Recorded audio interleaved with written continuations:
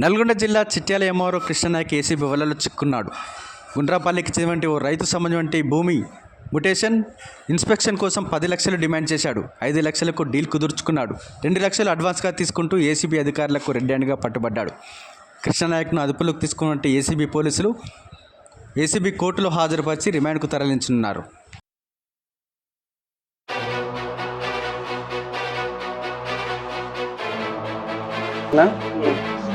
నా పేరు C H Balakrishna, DSP Mahabubnagar range, in charge Nalgonda ACB Nalgonda range.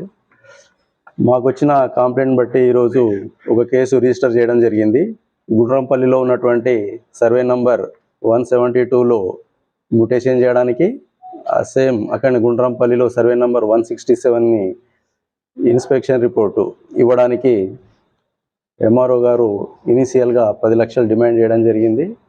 Complaint request పైన 5 లక్షలకు సెటిల్మెంట్ అయింది. ఈరోజు 2 లక్షలు తీసుకొని వచ్చి ఇవ్వడం జరిగింది. అది మన ప్రైవేట్ పర్సన్, నెట్ ఆపరేట్ చేసే పర్సన్ రమేష్ ద్వారా తీసుకోవడం జరిగింది.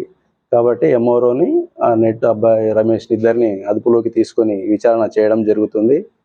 ప్రభుత్వ అధికారులు ఎవరైనా ప్రజల నుంచి పనిచేయడానికి డబ్బులు డిమాండ్ చేసినట్లయితే ఏసీబీ టోల్ ఫ్రీ నంబర్ 1064 కానీ, వాట్సాప్ నంబర్ కానీ, సోషల్ మీడియాలో ఫిర్యాదు చేసినట్లయితే వారి యొక్క వివరాలు గోప్యంగా ఉంచబడతాయి. సంబంధిత అధికారులపై విచారణ చేసి చర్య తీసుకోవడం జరుగుతుంది.